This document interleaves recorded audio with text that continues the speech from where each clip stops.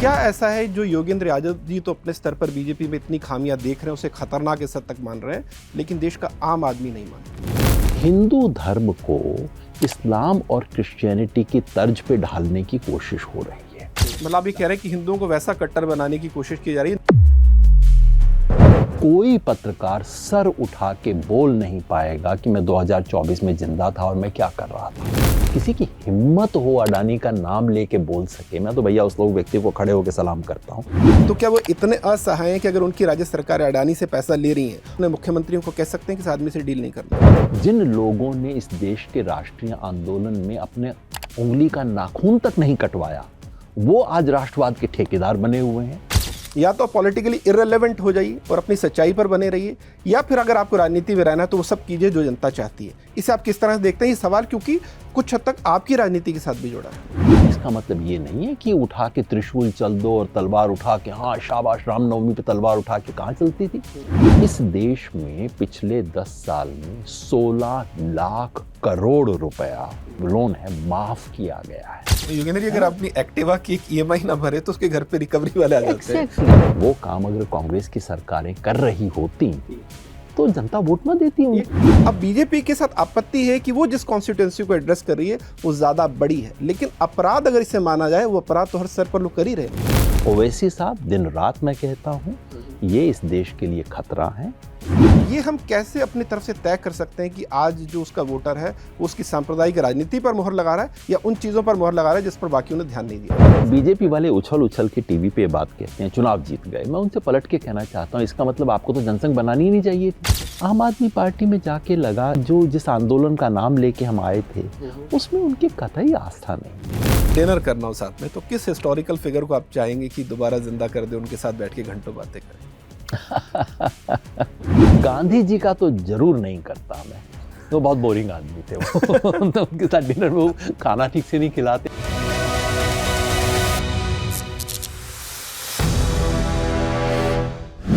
दोस्तों, क्रिकेट हो, सिनेमा हो, आध्यात्म हो, हर फील्ड में कुछ गुरु होते हैं, मगर कुछ लोग ऐसे भी होते हैं जिन्हें हम गुरुओं का गुरु कहते हैं।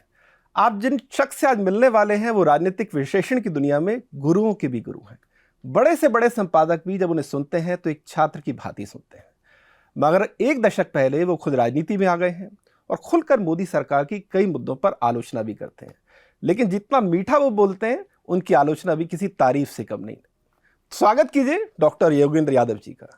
योगेंद्र जी, बहुत बहुत स्वागत है आपका। नमस्कार। दो चीजें स्पष्ट कर दूं भाई, एक तो ना तो मैं गुरु हूँ, ये पूर्व जन्म के अंदर कुछ किया करता था राजनीतिक विश्लेषण, मैं कोई विश्लेषक नहीं हूँ, मैं एक कार्यकर्ता हूँ। और दूसरा, मैं डॉक्टर नहीं हूँ, कभी मैंने डॉक्टरेट हासिल नहीं की, खाली MPhil की, PhD करने की कोशिश की, कभी भी मैंने अपनी डिसर्टेशन सबमिट ही नहीं की। तो ये मतलब दोनों ही झूठे आरोप हैं, गुरु होना और डॉक्टर होना। योगेंद्र जी, तो आपकी विनम्रता है, मैं कहूँ कि आपके राजनीतिक विचार या बातें कुछ भी हैं, लेकिन आपकी विनम्रता की हर कोई तारीफ करता है। और जैसा कि अब्राहम लिंकन ने कहा था कि अगर विनम्रता एक आखिरी गुण है तब भी मैं उसे साध लूंगा। मेरा सवाल आपसे ये है कि विनम्रता के आदमी के स्वभाव का हिस्सा होता है या सच में हमें उसे साधना पड़ता है? क्योंकि इस बात के लिए तो आपकी प्रशंसा बनती है। अलग अलग लोगों के लिए अलग होगा, मेरे लिए तो संस्कार है। पिताजी से मिला, पिताजी पढ़ाते थे और बहुत सॉफ्ट बोलते थे। मेरी आवाज़ तो आपको सुन रही है, पर अगर वो यहाँ बैठे होते तो आपको यूं करके सुनना पड़ता। तो सॉफ्ट बोलते थे। और दूसरा, वो हमेशा कहते थे कि जिससे आप डिसएग्री करते हो उसकी बात में आपको कुछ भी सही नहीं लगता है तो पहले आप क्यों नहीं कहते कि आपको उसकी क्या बात सही लगती है। और हमेशा लाइफ में कहते थे कि जो व्यक्ति जहाँ मौजूद नहीं है उसके बारे में अगर बोला जा रहा हो तो आपको सबसे पहले उसके पॉइंट ऑफ व्यू से सोचना चाहिए जो यहाँ मौजूद नहीं है। तो ये चीज़ें उनसे सीखी। फिर बाद में राजनीतिक गुरु थे किशन पटनायक, मेंबर पार्लियामेंट थे एक ज़माने में, राजनीति करते थे, लेकिन ऐसा बिल्कुल नहीं थे जो इमेज राजनीति की है। इतना सॉफ्ट बोलते थे और इतना संकोची आदमी थे वो।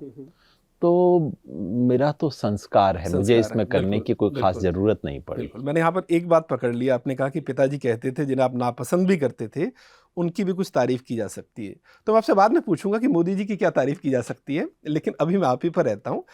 योगेंद्र जी, 2011-12 तक आप लगातार एक कह सकते हैं कि राजनीतिक विश्लेषक के तौर पर, सेफोलॉजिस्ट के तौर पर हमें दिखते थे। फिर जब इंडिया अगेंस्ट मूवमेंट आया तो आप उसमें सक्रिय हुए, फिर आप राजनीति में आए, आपने आम आदमी पार्टी ज्वाइन की। मेरा सवाल यह है कि जब आदमी कोई भी किसी भी फील्ड में स्थापित होता है, रिस्पेक्टेड होता है, हर कोई आपकी तारीफ कर रहा होता है, तो वहाँ से ये फैसला करना कि नहीं मुझे राजनीति में जाना है, क्योंकि राजनीति एक बड़ी निर्मम जगह है, जो लोग कल तक आपके प्रशंसक थे राजनीति में आते ही वो आपके खिलाफ भी हो जाते हैं, तो इसके लिए बड़ा एक करेज, बड़ी हिम्मत चाहिए थी। वो कौन सा ट्रिगर पॉइंट था, वो कौन सा क्षण था जब आपको लगा कि नहीं देखा जाएगा लेकिन अब मैं ये कदम तो उठाऊंगा? अब मेरे केस में वैसा था नहीं। दरअसल क्या था, ये जो 1996 से लेके 2010-11 तक लोग मेरे को विश्लेषक के रूप में देखते थे, टीवी पे आके भविष्यवाणी करना। उन जमानों में लोगों को सेफोलॉजी शब्द नहीं पता था, वो सीखते थे अच्छा भविष्यवाणी करते हैं, एग्जिट पोल करते हैं। वो दरअसल मेरे जीवन का बहुत छोटा सा हिस्सा था। माने जैसे आप व्यंगकार के रूप में स्थापित हैं, लेखक के रूप में स्थापित हैं, पॉडकास्ट करते हैं। मान लीजिए आपको समोसा बनाना भी आता हो, बहुत बढ़िया आप समोसा बनाते हो, और पॉडकास्ट की बजाय आपको समोसे वाला शो कर दें। आप सड़क पे जाएं, लोग कह रहे वो समोसे वाला, अरे बड़ा शानदार समोसे बनाता है। मेरे साथ कुछ ऐसा ही हुआ।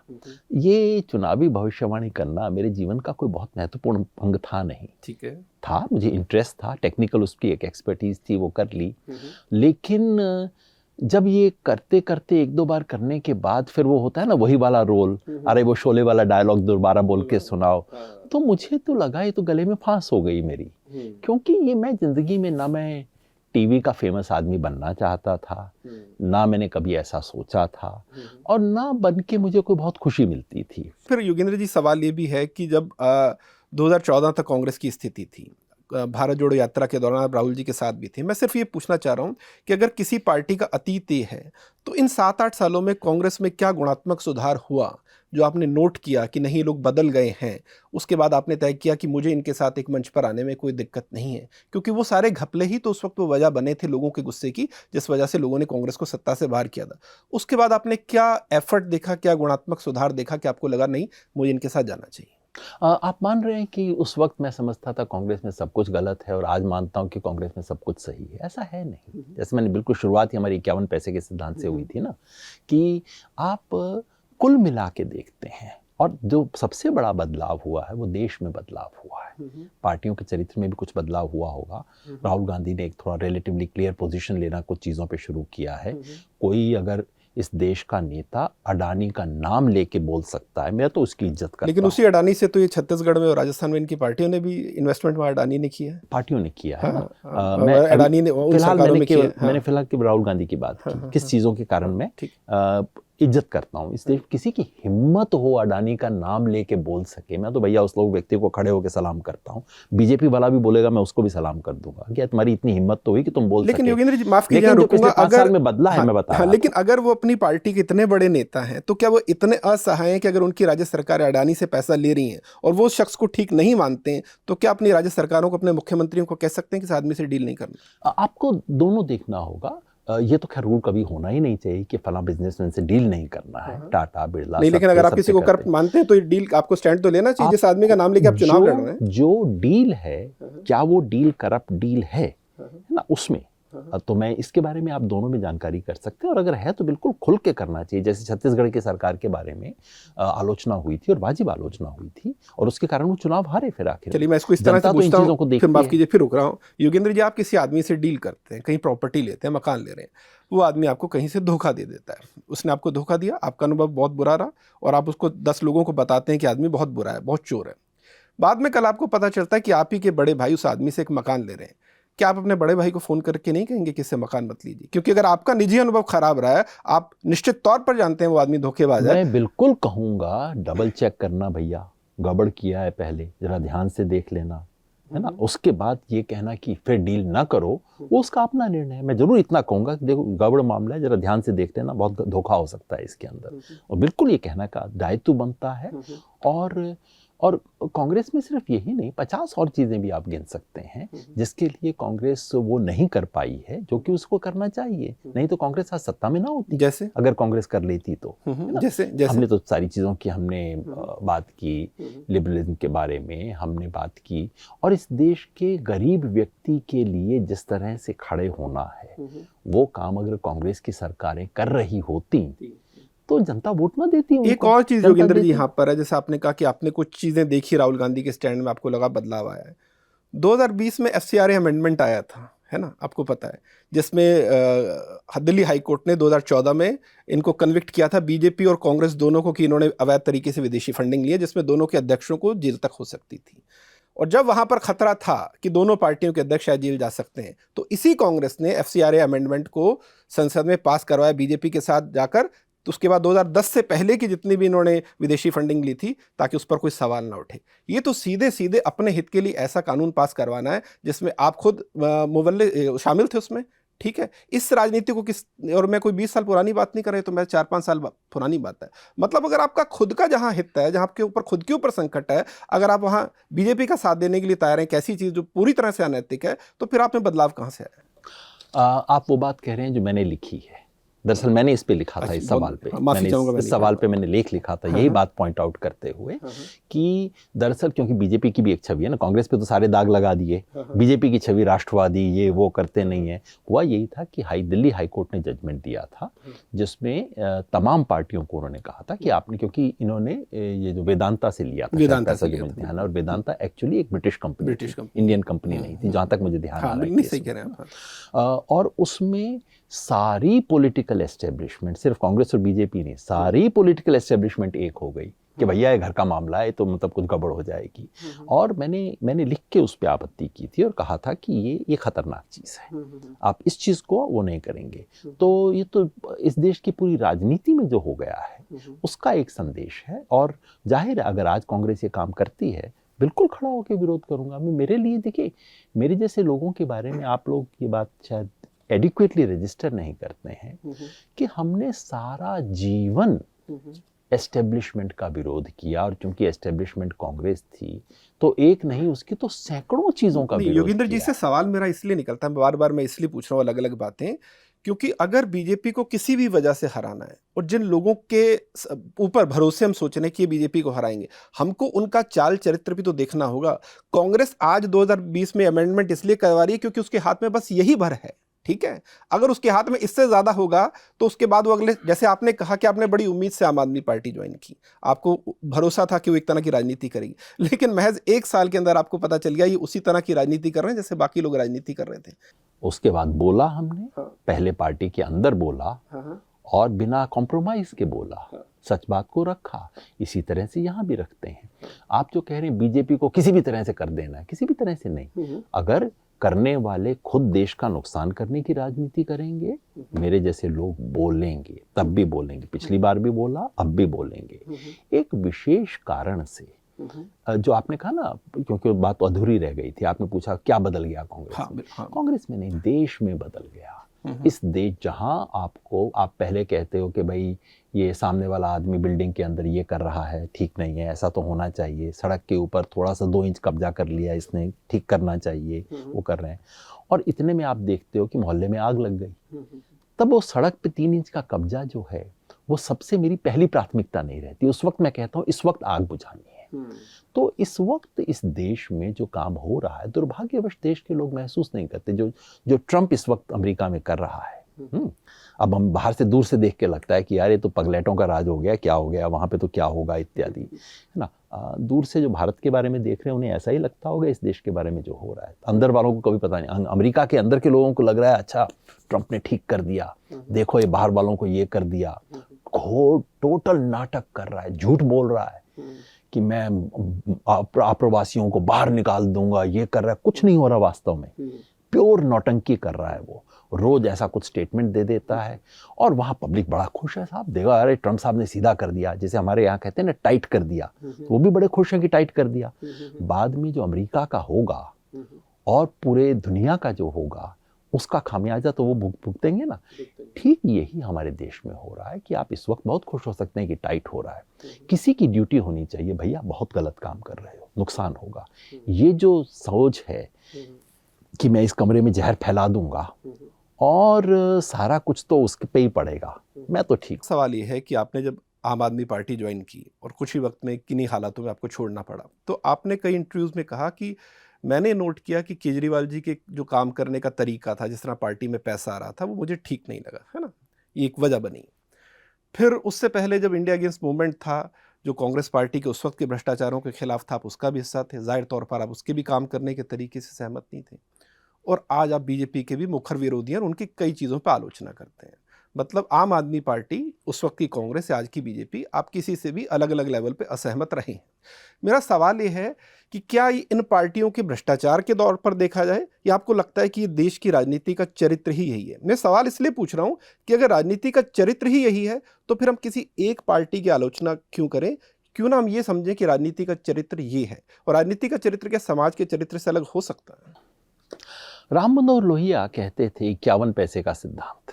वो सिद्धांत क्या था कि मैं आपसे तमाम चीज़ों में असहमत हूँ, कुछ चीज़ों में सहमत हूँ।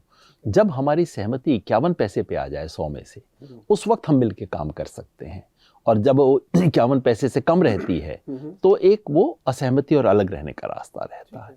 तो जाहिर है राजनीति में तमाम लोगों के साथ असहमति रहती है। मुझ जैसे लोग, खासतौर पे मैं जिस ज़माने में बड़ा हुआ, 70-80 का दशक जब हम बड़े हो रहे थे, तो उस ज़माने में एस्टेब्लिशमेंट का मतलब था कांग्रेस, और एंटी एस्टेब्लिशमेंट होने का मतलब था कांग्रेस का विरोध करना, और हमने जम के किया। जब आम आदमी पार्टी में गया, आपने ठीक कहा, उसकी कुछ चीज़ों से सहमति थी। शुरू में लगता था कि 51 पैसे के सिद्धांत के हिसाब से कुल मिला के सहमति है, और बाकी समस्याएं तो होती ही हैं, असहमति तो होती। जहां 5 लोग मिलके काम करेंगे असहमति होगी। ये कहना कि 5 लोग मेरी बात माने, ये तो बहुत डिक्टेटरशिप वाला मामला होगा। लेकिन आम आदमी पार्टी में जाके लगा एक स्टेज के बाद, खासतौर पे, और उसे शायद हमारी कमी थी, कि जिन लोगों ने पार्टी पे कब्जा कर लिया, उनकी पार्टी के मूल्यों में और जो जिस आंदोलन का नाम लेके हम आए थे, उसमें उनकी कतई आस्था नहीं थी। पैसे का सवाल, गुंडागर्दी को एक्सेप्ट करने का सवाल, झूठ बोलना जनता के सामने। ये बात आप कर रहे हैं 2014-15 की? जी नहीं, शुरू हो गया था 2013 में ही, पहली बार ये शुरू हो चुका था। लेकिन किसी भी आप टीम में काम करते हैं तो आप बहुत चीज़ों को स्वीकार करते हैं। ठीक है, बुरी लग रही है, घर परिवार में भी, संबंध में भी आप कहते हैं ठीक है फलां चीज़ बुरी लग रही है, लेकिन कुल मिला के रह रहे हैं ना, साथ काम कर रहे हैं। 2014-15 में वो बिल्कुल सीमा को क्रॉस कर गई। 51 छोड़िए, मतलब वो तो मामला 10-20 पे आ गया। तब भी अगर हम कुछ दिन रहे, वो इसीलिए कि उस पार्टी के वर्कर में मुझे आस्था थी। बहुत लोग अपनी उम्मीदें लेके आए थे, वो था, इसलिए उनके साथ थे। जहाँ बीजेपी का मामला है, बीजेपी में ऐसा नहीं कि बीजेपी में अच्छे लोग नहीं थे, नहीं है। आरएसएस में एक ज़माने में इस देश में आरएसएस के, कम्युनिस्टों के और सोशलिस्टों के और गांधीयन, इन चारों लोगों को माना जाता था कि ये थोड़े से आदर्शवादी लोग हैं, ये सिर्फ लेन देन के लिए पॉलिटिक्स नहीं करते हैं। और आरएसएस में एक ज़माने में काफ़ी अच्छे व्यक्तिगत लोग रहते थे। जो दिक्कत है वो ये कि उनकी जो मूल विचारधारा है वो इस देश के लिए खतरनाक है। तो कोई व्यक्ति बहुत अच्छा हो और एक अच्छा व्यक्ति ऐसे काम में जुटा हुआ है जो कि इस देश का बंटाधार करेगी, तो उसकी अच्छाई का मैं क्या करूं? क्या है मूल विचारधारा जो खतरनाक है? मूल विचारधारा है इस देश की जो मिट्टी का स्वभाव है, जो सबको जोड़ने वाला स्वभाव है, सबको साथ लेके चलने की। ये तो मैं नहीं कह रहा हूँ, तो बेचारे खुद कहते हैं, मतलब ऐसी तो आप बातें क्यों कह रहे हैं? लेकिन मैं तो और बहुत कुछ भी कहता हूँ। लेकिन इसी से सवाल ये निकलता है, आप अक्सर ये बात कहते हैं कि अगर बीजेपी एक तरह की राजनीति करती है जो इस देश के भविष्य के लिए, उसके वर्तमान के लिए ठीक नहीं है, फिर भी चुनावी जीत को तो हम एक पैमाना मानते हैं किसी भी आइडियोलॉजी के ठीक होने का, कि जनता उस चीज़ को बाय कर रही है कि नहीं कर रही है। तो फिर उसके बावजूद अगर तीसरी बार सरकार आती है, आज देश में 21 राज्यों में सरकार है, क्या ऐसा है जो योगेंद्र यादव जी तो अपने स्तर पर बीजेपी में इतनी खामियां देख रहे हैं, उसे खतरनाक इस हद तक मान रहे हैं, लेकिन देश का आम आदमी नहीं मान रहा? मतलब डिस्कनेक्ट आप में और देश की जनता के बीच में क्या है? डिस्कनेक्ट तो तब भी था जब इंदिरा गांधी चुनाव जीतती थी और हम विरोध करते थे। बीजेपी के संदर्भ में क्या डिस्कनेक्ट? बीजेपी वाले उछल उछल के टीवी पे बात कहते हैं चुनाव जीत गए। मैं उनसे पलट के कहना चाहता हूँ, इसका मतलब आपको तो जनसंघ बनानी ही नहीं चाहिए थी। कांग्रेस जीतती थी हमेशा चुनाव, क्यों विरोध करते थे भाई उसका? 20 साल तक जनसंघ चली ना, चुनाव कभी नहीं जीती, हमेशा कांग्रेस जीतती थी। जनसंघ बंद क्यों नहीं कर दी? बीजेपी बनी, पहले चुनाव में कितनी सीट आई? 2। पार्टी बंद क्यों नहीं कर दी? जनता तो आपके विरुद्ध थी। ये जो तर्क है कि चुनाव में जीत गए इसका मतलब हमारा विचार भी सही है, हाँ, इस वक्त जनता आपके साथ खड़ी है, इसमें कोई संदेह नहीं। जनता ने मोदी जी का समर्थन किया, इसमें कोई दो राय नहीं। 2019 में भी जम के किया, इसमें कोई दो राय नहीं है। और जब 2019 में लोगों ने कहा, 2019 में भी कह रहे थे ईवीएम के सारे जीत गए हैं, मैंने कहा ना भाई, गलत बात मत करो, जनता ने वोट दिए हैं, ईमानदारी से स्वीकार करो, हम उसके विरुद्ध हैं, हमारी असहमति है, खुल के दर्ज करेंगे, लेकिन बचो नहीं अपने काम से। बीजेपी की जीत क्या ये सिर्फ उसकी सांप्रदायिक राजनीति की जीत है? ऐसा कभी नहीं होता। कोई भी जीत केवल सांप्रदायिक, जैसे एक जमाने में कांग्रेस के बारे में कहते थे केवल नेहरू की है, केवल इंदिरा गांधी ने कर दिया, बहुत चीज़ें उसकी होती हैं। और मैं नहीं मानता कि बीजेपी का जो भी आज देश में 38-40% वोटर है वो कोई सारा सांप्रदायिक है, बिल्कुल नहीं है। उनमें से उसका एक छोटा सा हिस्सा है जो मुसलमान के खून का प्यासा है, वो हमेशा रहा है इस देश के अंदर। 5-10% हमेशा ऐसे लोग देश में होते हैं, दुनिया के किसी भी देश में देख लीजिए। आजकल अमेरिका के अंदर भी काफ़ी पगलैटी का रिवाज चल निकला है, दुनिया में हमेशा कुछ पगलैटीपन चलता रहता है। तो ऐसे 5-10% हैं, हो सकता है 10 के आज 12 हो गए हों। उसके बाद एक बड़ा वर्ग है जो लगता है, जिसे लगता है कि नहीं थोड़ा सा ज्यादती हो रही थी, चलो आके टाइट कर दिया, ये भी 5-10% है। लेकिन उसके अलावा 15-20% वो है जिसे लगता है कि नहीं देखो मोदी जी 18 घंटे काम करते हैं, देश के लिए सोचते हैं, देश का भला सोचते हैं। भाई भला सोचता है तो कोई गड़बड़ भी हो ही जाती है, ये बात लोग सोचते हैं, चलो एक आधी तो गड़बड़ हो ही जाती होगी, थोड़ा झूठ बोलते हैं मगर कोई बात नहीं, बाकी भी तो झूठ बोलते हैं। इस तरह ये जो 15-20% का बड़ा तबका है जो सांप्रदायिक नहीं है लेकिन सांप्रदायिक चीज़ों के बारे में आंख मूंदने को तैयार है, वो असली कारण है जिसकी वजह से मोदी जी आज सत्ता में है। मैं समझ गया आपका पॉइंट ऑफ व्यू और बिल्कुल सही कह रहे हैं आप, लेकिन आपको नहीं लगता कि ये राजनीति का ही चरित्र है? इसको मैं इस तरह से कहूँगा कि अगर बीजेपी को लगता है कि इस तरह की सांप्रदायिक राजनीति करके वो एक बड़े वर्ग को लुभा सकती है, एक सेक्शन को लुभा सकती है, तो राजनीति कर रही है जो देश के लिए ठीक नहीं है। लेकिन कौन सी क्षेत्रीय पार्टी है, कौन सी ऐसी पार्टी है जो अपने फायदे के लिए सोचती है कि अगर मैं ये करूंगी तो इससे देश को नुकसान आ जाए? स्टालिन की बात ले लेते हैं। स्टालिन ने हिंदी को लेकर जो कुछ कहा, क्या वो सोचते हैं कि ऐसा कहकर मैं नॉर्थ और साउथ में एक डिवाइड पैदा कर रहा हूँ?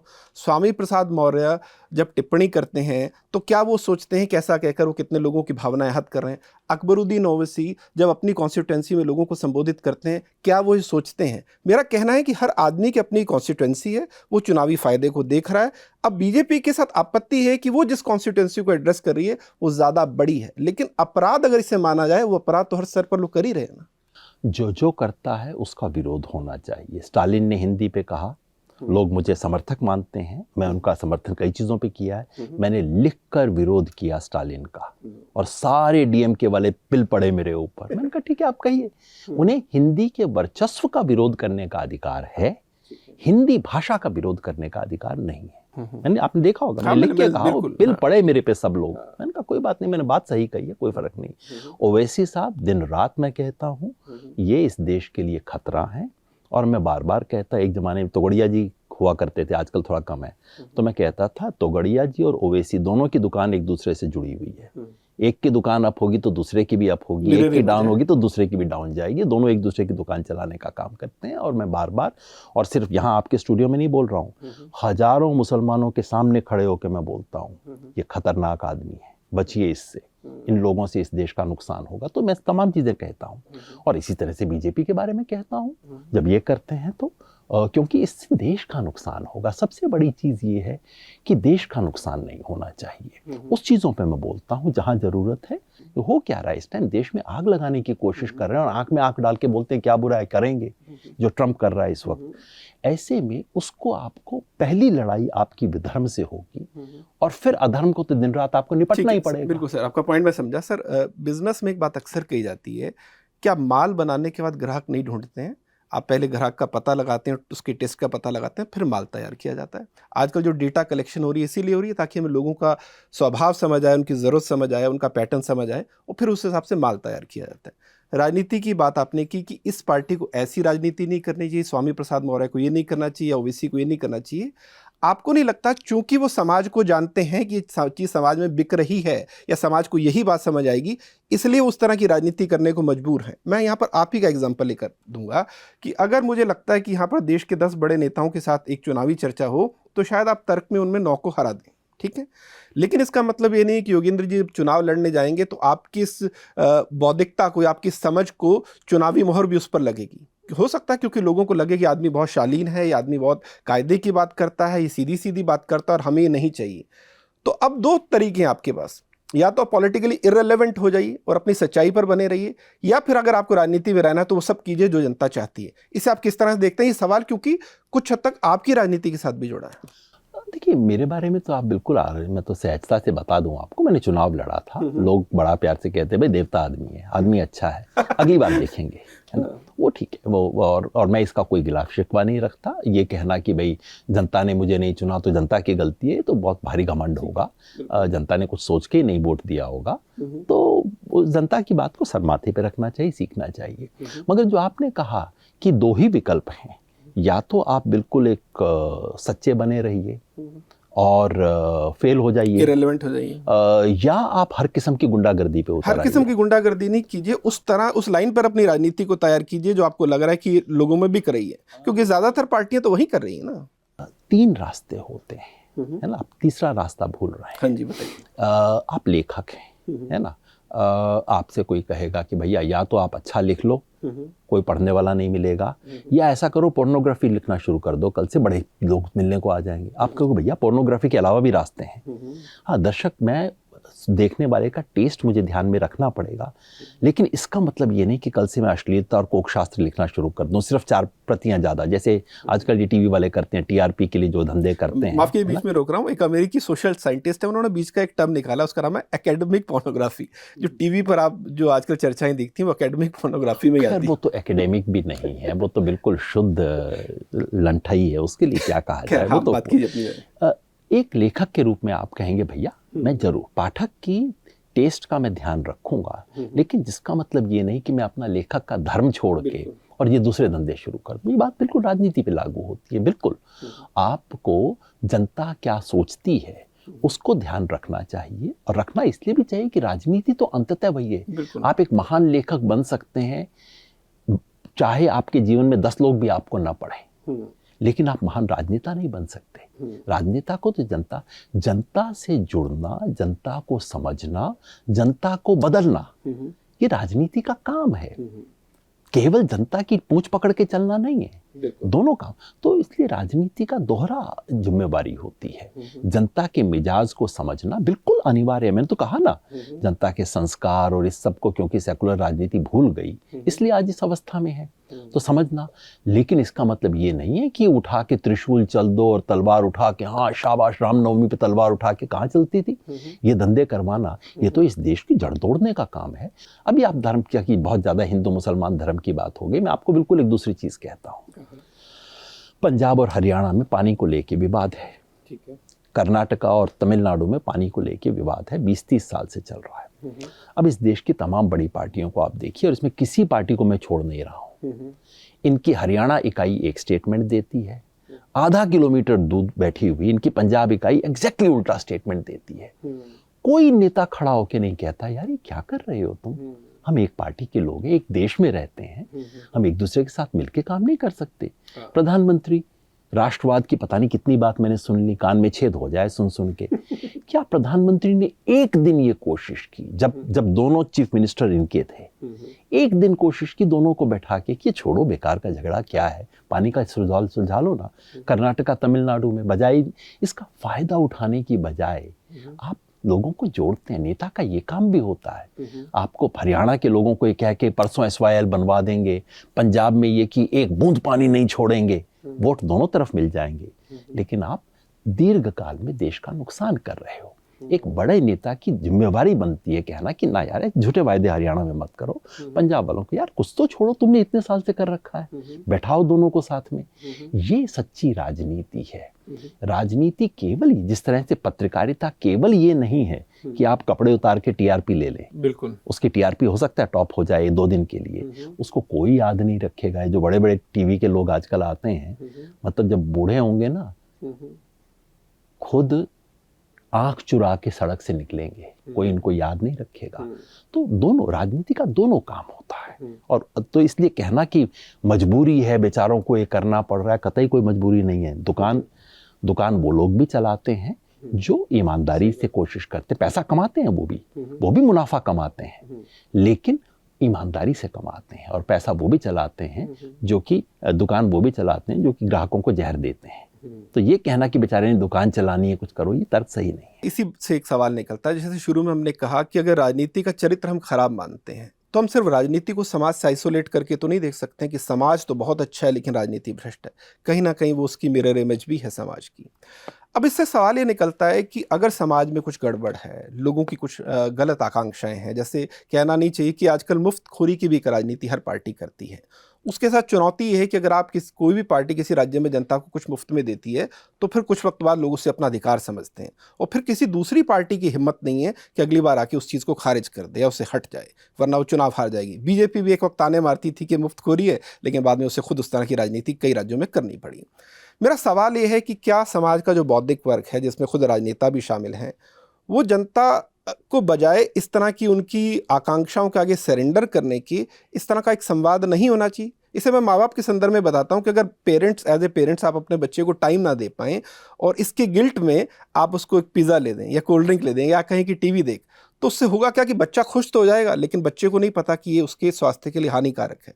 उसी तरह अगर समाज में आप लोगों को कुछ गलत आदतें डालेंगे, अगर उनको धार्मिक तौर पे कुछ चाहिए, धार्मिक उन्माद को अगर उनके एड्रेस करेंगे, उनको मुफ्तखोरी की कुछ चीज़ देंगे, तो आप इस चुनाव तो जीत जाएंगे लेकिन आप एक अलग तरह का, गलत तरह का समाज भी तो तैयार कर रहे हैं। इसे कैसे देखते हैं? बिल्कुल ठीक कहा आपने। देखिए, राजनीति का चरित्र खराब है, बिगड़ा है, पहले से और ज़्यादा बिगड़ा है, और समाज में हर चीज़ का चरित्र बिगड़ा है, केवल राजनीति का नहीं। कभी राजनीति के चरित्र पे अलग से बात करें, क्योंकि मैं दुनिया में बहुत खूबसूरत लोगों को भी राजनीति में मिला है। मेरी खुशकिस्मती ज़िंदगी की थी कि मैं अगर ज़िंदगी में मेरे 10 बहुत खूबसूरत लोगों को बात करूं, उनमें से 8 शायद राजनीति में थे, लेकिन वो बहुत बड़े लोग नहीं थे, फ्रंट पेज पे उनका कोई नाम नहीं छपता था, गुमनाम रहे वो। जो आपने वो गहरा सवाल उठाया और बहुत अच्छा आपने उदाहरण दिया, बच्चे को हम अटेंड करते नहीं हैं, फिर उसके बाद वो टॉफ़ी मांगता है, पिज़्ज़ा मांगता है, कोल्ड ड्रिंक पीते, तो उसको मुंह बंद करने के लिए दे देते हैं। एग्जैक्टली वही होता है। और जैसे आपके उदाहरण से स्पष्ट है, समस्या वहाँ शुरू नहीं होती जिस दिन आप उसे पिज़्ज़ा देते हैं, समस्या वहाँ शुरू होती है जब आप उसको अटेंड नहीं कर रहे होते हैं। एग्जैक्टली यही होता है राजनीति में। आप 5 साल तक लोगों का कुछ करेंगे नहीं, धड़ल्ले से भ्रष्टाचार से सरकार चलाएंगे, 2 महीना पहले आपको लाडली बहना याद आ जाएगी, है ना, तो और फिर सब कोई वो आप कहेंगे पैसा डालेंगे उसके अंदर, तो बिल्कुल जाहिर है रिश्वत है, चाहे ये पार्टी करती हो, दूसरी पार्टी करती हो, कोई पार्टी करती हो। इंसिडेंटली बीजेपी के बारे में आपने कहा पहले नहीं करती थी, अब करती नहीं। साहब, बीजेपी ने बिल्कुल पहले दिन से ये काम किया है। पहले मीडिया रिपोर्ट नहीं करता था, अब करता है। प्रधानमंत्री ने किसानों का लोन माफ़ करने की बात उत्तर प्रदेश में 2017 में कही थी, आज की बात नहीं है। मोदी जी एक्जैक्टली वही करते हैं जो बाकी सब लोग करते हैं, बस मीडिया रिपोर्टिंग उनकी अलग तरीके की करता है। ये जो है जिसे मुफ्तखोरी हम कह रहे हैं, उसमें असली समस्या ये है कि सरकारें जनता के कल्याण के लिए जो बुनियादी काम करने चाहिए वो तो करती नहीं है, या उन्हें समझ आ गया है कि हमारे बस का काम नहीं है, तो इसलिए आखिर में लॉलीपॉप पकड़ा दो और चुनाव जीत लो, अपना काम निकालो। इसमें बुराई है, बिल्कुल बुराई है। बुराई ये है कि आप 5 साल काम नहीं करते, बुराई ये नहीं है कि आखिर में आप लाडली बहन करके पैसा देते हो। और जनता को भी समझ आ गया है कि पार्टियां कुछ तो करेंगी नहीं, तो भैया राम नाम की लूट है, लूट सके जो लूट, भागते चोर की लंगोटी ही सही, जनता इसलिए पकड़ लेती है। और मजे की बात आपको ये भी ध्यान होगा कि ये मुफ्तखोरी के जो परदादा जी हैं उसके बारे में कोई नहीं बोलता।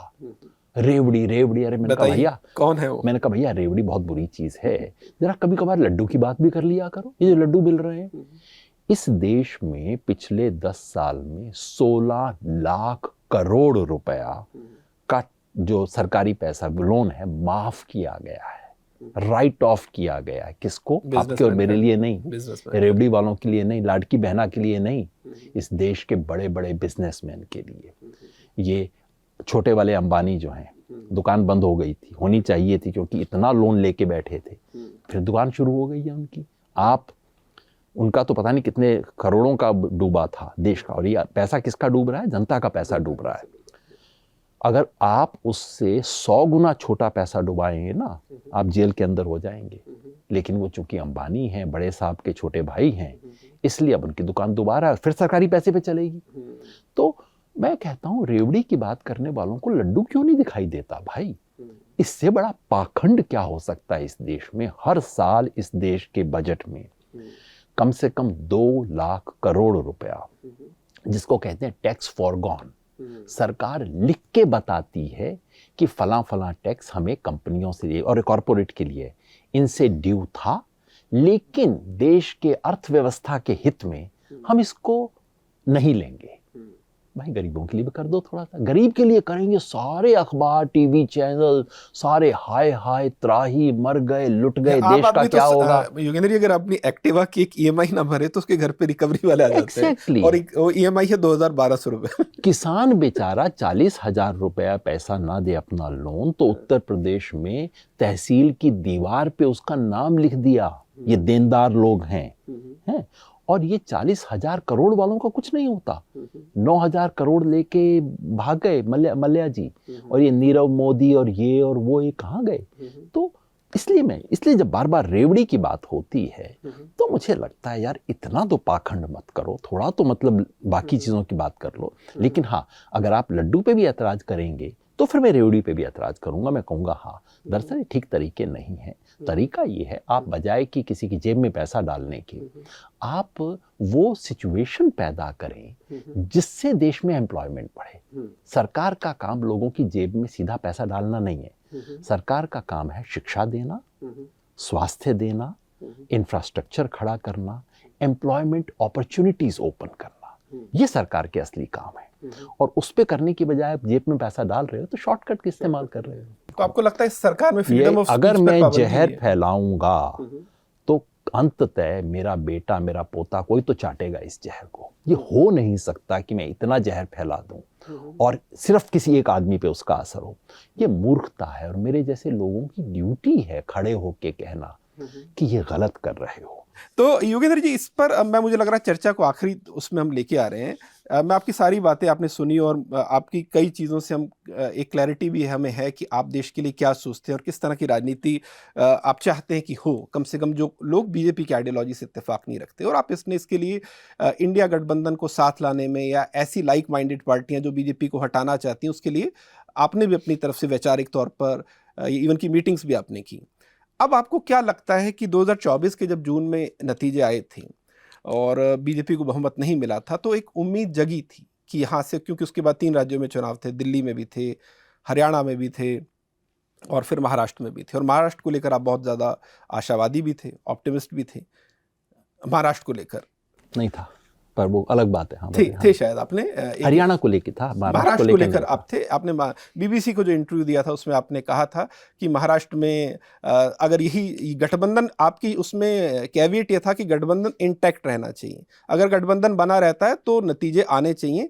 और उसके पीछे आपने जो तर्क दिया था, तर्क ये था कि विधानसभा चुनाव में इसलिए अपर हैंड होगा उस गठबंधन को क्योंकि तब केंद्र वाला मामला नहीं होगा तो इनकी शक्ति 5-10% और बढ़ जाएगी। लेकिन वहाँ से बिल्कुल नतीजे अलग हो गए। मेरा सवाल ये है कि एक होप जगी थी जून में, लेकिन उसके बाद बैक टू बैक जो 3 चुनाव हुए और तीनों में नतीजे बिल्कुल उलट गए, स्पेशली महाराष्ट्र और हरियाणा में ज़्यादा शॉकिंग था। उसके बाद कितना अपने आप को इस गठबंधन के लिए मोटिवेट करना एक चैलेंज है, सभी को साथ लेकर एक चलना चैलेंज, आगे की दिशा क्या देख रहे हैं? देखिए 2024 में जो हुआ वो पब्लिक की वजह से हुआ, पार्टियों की वजह से नहीं हुआ। इस देश की पब्लिक को लग रहा था कि यार ज़्यादा हो गया, जैसे हिंदुस्तानी हिंदी में कहा जाता है ना, टू मच हो गया जी ये तो मोदी जी जो कर रहे थे वो टू मच हो रहा था। तो हिंदुस्तान की पब्लिक ने अपना तरीका निकाला, जैसे इमरजेंसी में किया था। इमरजेंसी में जो हुआ वो जनता पार्टी की वजह से नहीं हुआ था, हिंदुस्तान की पब्लिक ने कह दिया कि यार ये नहीं चलेगा। तो हिंदुस्तान की पब्लिक ने, पूरा नहीं, कुछ इलाकों की पब्लिक ने तय किया कि यार ये ज़्यादा हो गया है। उसे उसका श्रेय ऑपोजिशन पार्टीज को नहीं मिलना चाहिए। 2024 में जो हुआ, 2024 की जो आंशिक सफलता थी ऑपोजिशन की, उसके आधार पे आगे उन्हें जो काम करना चाहिए था वो उन्होंने नहीं किया। तो उसके बाद एक के बाद जो उनको 2024 की आंशिक सफलता को जो एक सिलसिले में बदला जा सकता था, जो देश के लिए बेहद जरूरी था, वो करने में ऑपोजिशन फेल हुआ है, बहुत बुरी तरह फेल हुआ है।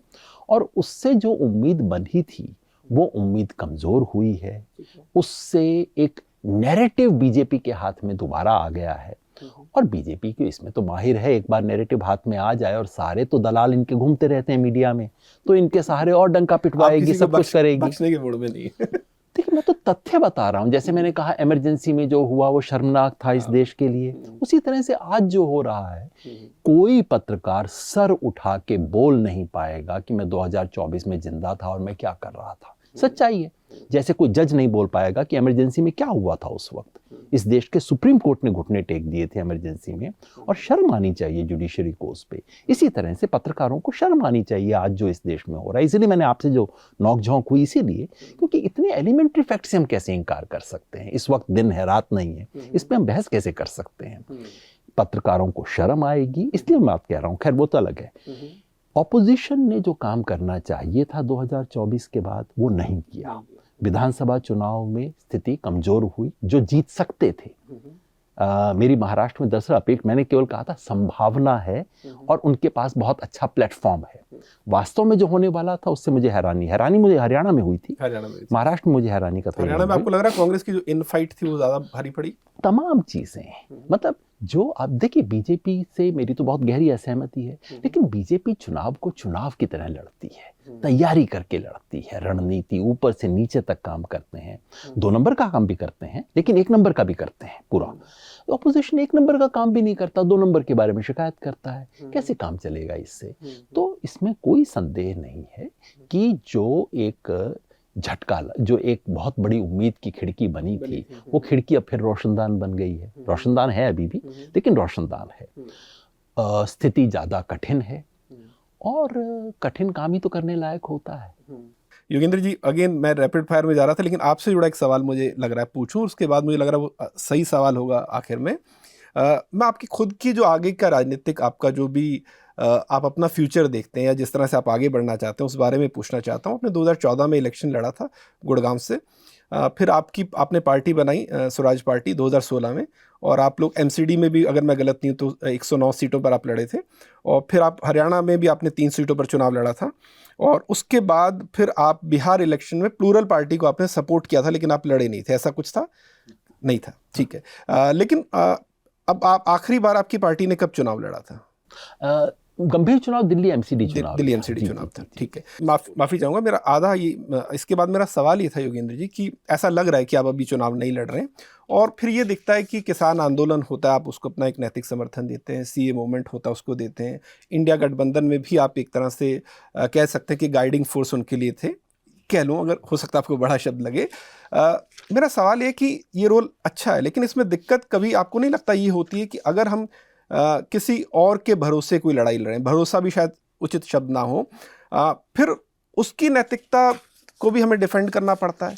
जैसे आपने कहा कि जब आप आम आदमी पार्टी में गए तो आपको एक उम्मीद थी कि नई तरह की राजनीति होगी, लेकिन कुछ वक्त आपको बात पता चला कि नई तरह की राजनीति तो नहीं हो रही है, और आप वहाँ बड़े असहज हुए। आपको नहीं ऐसा लगता कि जो लोग आपके अनुभव का, आपके विज़न का अलग अलग आंदोलनों में फ़ायदा उठाते हैं, भले वो राजनीति में भी हों, कल को अगर ये लोग सत्ता में आते हैं तो वाकई वो चीज़ें करेंगे जिनसे आपकी इनकी अपेक्षा, और अगर वो नहीं करते तो आपको नहीं लगता कि फिर वो आपका एक तरह से इस्तेमाल हो गया? तो इससे बेहतर यही है कि अपनी लड़ाई खुद भले ही कितनी लंबी क्यों ना वो लड़ी जाए। इस बारे में क्या विचार है आपको? सच ये है कि हम लोग, क्योंकि हम लोग अगर कोई वाले कहना चाहिए तो हम लोग वैकल्पिक राजनीति वाले हैं। वो लोग जो कि पिछले 25-30 साल से देख रहे थे कि इस देश में वैकल्पिक राजनीति, जो बड़ी राजनीतिक पार्टियों से बाहर एक आदर्शवादी राजनीति खड़ी हो सके। और सच ये है कि उस वैकल्पिक राजनीति का पायदार वाहन बनाने में हम असफल रहे। उसका कारण पैसा हो सकता है, उसका कारण विजिबिलिटी हो सकता है। इस देश में 100-200 करोड़ के बिना आप पार्टी खड़ी नहीं कर सकते। हमारे पास तो, हम अपनी चमड़ी भी बेचते हैं, हमारे पास उतना पैसा नहीं मिलेगा कभी। तो कई कारणों से हो सकता है हमारी अपनी कमजोरी रही हो। सच ये है कि हम वैकल्पिक राजनीति, आदर्श सिद्धांत की वैकल्पिक राजनीति का पायदार वाहन इस देश में खड़ा नहीं कर पाए हैं। हमारी विफलता है। ऐसे में 2 काम हो सकते हैं। एक तो ये कि चलिए अगले 100 साल और काम करते हैं वो खड़ा करने की, जो करना चाहिए, 100 साल, 10 साल, 20 साल। लेकिन इस वक्त अगर आपके मोहल्ले में आग लगी है और आप कहें कि चूंकि मैं फायर ब्रिगेड की अच्छी गाड़ी नहीं बना पाया हूँ, तो ऐसा करता हूँ, मैं गाड़ी बनाने पर करता हूँ, आग वाग तो चलती रहेगी। दूसरा ये कि भैया बाल्टी उठा के मैं भागता हूँ, मैं तो बाल्टी उठा के भागने वाले लोगों में से हूँ अगर ऐसा कुछ होगा तो है। और इसके कारण ये एक मजबूरी बनी है कि जो वाहन हैं आज की तारीख में, उन वाहन में तमाम दिक्कतों के बावजूद हमें उसमें चलना पड़ता है। इसे आप मजबूरी कह सकते हैं, लेकिन आप ये मजबूरी समझेंगे अगर मेरी माँ बीमार है और मुझे लगता है कि अस्पताल 15 किलोमीटर दूर है और जो गाड़ी आ रही है वो गाड़ी ना तो एम्बुलेंस है ना वैसी गाड़ी है जो मैं चाहता था, लेकिन आज रात को वही एक गाड़ी है, आप क्या करेंगे? रोकेंगे, माँ को बैठाएंगे, उसका हाथ पकड़ेंगे, भैया अस्पताल जाना है ना। राजनीति की पहली मांग ये होती है, वो हम कर रहे हैं। जो कहते हैं कि ये देखिए गाड़ी में जा रहे हैं, एम्बुलेंस नहीं है, मैं उनको कहूँगा बिल्कुल सच कह रहे हो भैया, एम्बुलेंस नहीं है, लेकिन तुम कुछ और करते क्या? कुछ और करना धर्म का काम होता क्या? अगर माँ से प्यार है तो यही करोगे। भारत माँ से प्यार है, इसीलिए यही करते हैं। बहुत धन्यवाद। अब रैपिड फायर राउंड और फिर उसके बाद थोड़ा सा सिर्फ 5 मिनट 7 मिनट। जो आपने बात शुरू में की थी उसी से जुड़ा मेरा सवाल है। आपने कहा था कि मेरे पिताजी ने मुझे कहा था कि आपका विरोधी कोई कितना भी कैसा क्यों ना हो, लेकिन उसमें कुछ तो ऐसा है जिसकी आप तारीफ कर सकते हैं। तो मोदी साहब की अगर आपको तारीफ करनी हो, मोदी जी के आप प्रखर विरोधी हैं, लेकिन आपको क्या लगता है तारीफ लायक बात क्या उनमें? स्ट्रेटेजिस्ट हैं, जो काम सोचते हैं, ठानते हैं, करते हैं, और लगन है, लगे रहते हैं किसी चीज़ के पीछे। अगर ये तीनों गुण किसी अच्छे काम के लिए इस्तेमाल करते तो क्या ही बढ़िया रहता। ठीक है, आपने तारीफ करने के साथ साथ उसमें साथ में एक टैग भी लगा दिया। सच तो बोलूंगा बिल्कुल। अब आपके फॉर्मेट के लिए मैं अपनी झूठी बातें थोड़ी शुरू कर दूंगा। नहीं, हमारे फॉर्मेट के लिए ना, आपका जवाब ज्यादा सर माथे पर है सर। आपको क्या लगता है जीवित अमृत किस भारतीय राजनेता ने आपको सबसे ज्यादा प्रभावित किया? उस पर तो खैर हिंदुस्तानियों में कोई दो मत हो नहीं सकते। महात्मा गांधी से बड़ा कौन हो सकता है। एक हिंदुस्तानी के बतौर, पता नहीं बाकी चीज़ों में तो हम अपने जन्म के संयोग को बना लेते हैं, भैया जहाँ पैदा हो गए वो सबसे महान है, हो या ना हो। लेकिन हाँ, एक हिंदुस्तानी को इसका तो गर्व होगा, मैं उस देश में पैदा हुआ जहाँ महात्मा गांधी पैदा हुए थे। उसका तो कोई बराबरी नहीं हो सकती। राजनीति और समाजशास्त्र को लेकर ऐसी कौन सी 3 किताबें हैं जो आप सजेस्ट करना चाहेंगे, जो आपकी पसंदीदा है? किताबें या व्यक्ति किताबों, एक तो राम मनोहर लोहिया को पढ़ना चाहिए लोगों को, जिन्होंने भी नहीं पढ़ा है। हिंदी में भी लिखा, अंग्रेजी में भी लिखा। जो राम मनोहर लोहिया का आप पढ़ सकें, उनकी पुस्तक है मार्क्स, गांधी एंड सोशलिज्म, वो न ध्यान में आए, जो छोटी बड़ी किताब पुस्तिका वो आ जाए, ज़रूर पढ़िए। दूसरा, मेरे अपने गुरु मैंने बताया किशन पटनायक, उनकी छोटी सी किताब है विकल्पहीन नहीं है दुनिया। हाँ, हमने पढ़ी। उस किताब ने मुझे बहुत प्रभावित किया है। बहुत खूबसूरत, बहुत गहरा लेखन है वो समाज के बारे में, वो पढ़ना चाहिए। और सच्चिदानंद सिन्हा बिहार में हैं, उन्होंने देश और समाज के बारे में बहुत कुछ लिखा है। उनकी 7-8 वॉल्यूम आए हैं, उनको पढ़ना चाहिए। अब आपने 3 पूछा तो मेरे को 3 आगे, मैंने बहुत सोचा नहीं था इससे पहले। प्रोफेसर रजनी कोठारी ने भारतीय समाज पे जो लिखा, राजनीति पे लिखा, बहुत अद्भुत लिखा है। अंग्रेजी में पॉलिटिक्स इन इंडिया करके उनके लेखन अंग्रेजी में है, उसे पढ़ना चाहिए। मेरे एक शैक्षणिक गुरु सुदीप्त कविराज रहे हैं, उन्होंने बहुत लिखा भारतीय समाज इस पे, उसे पढ़ना चाहिए। अगर योगेंद्र जी को कृषि मंत्री बनाया जाए तो किसानों के साथ आप बड़े करीब से जुड़े हैं, तो कौन से 3 काम आपको लगता है उनके लिए आप करेंगे? पहला, एमएसपी की घोषणा, और केवल इन 23 फसलों के लिए नहीं, तमाम फसलों के लिए किसान को अपनी मेहनत का न्यूनतम फल जरूर मिलना चाहिए, उसकी एमएसपी। नंबर 2, ये जो प्रधानमंत्री कृषि बीमा योजना है, इसकी जगह पे एक यूनिवर्सल बीमा योजना, जिसमें खेत की जैसे ही वो हुई, पटवारी ने दर्ज किया, ऑटोमेटिकली आपका इंश्योरेंस हो जाना चाहिए, आपको कहीं जाने की ज़रूरत नहीं पड़े, आपका वो होना चाहिए।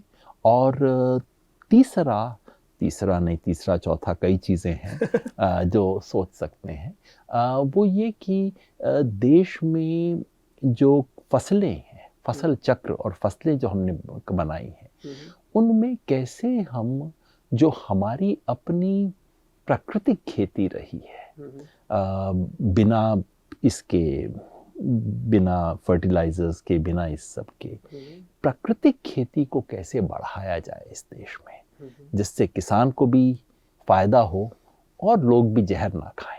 3 चीजें एकदम ध्यान में आएंगी। योगेंद्र जी, आपको मौका मिले तो और किसी डिनर करना हो साथ में, तो किस हिस्टोरिकल फिगर को आप चाहेंगे कि दोबारा जिंदा कर दे, उनके साथ बैठ के घंटों बातें करें?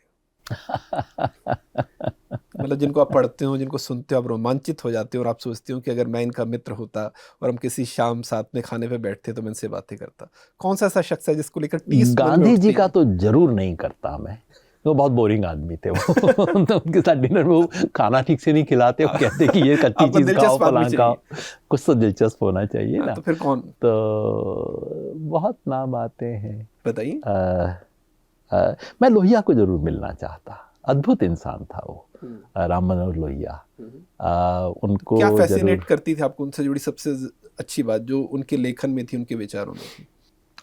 राम मनोहर लोहिया बिल्कुल उन्मुक्त चिंतक थे और हर चीज के लिए उनके पास मुहावरा था और बनी लीक से अलग सोचते थे। वो खाली राजनेता नहीं थे।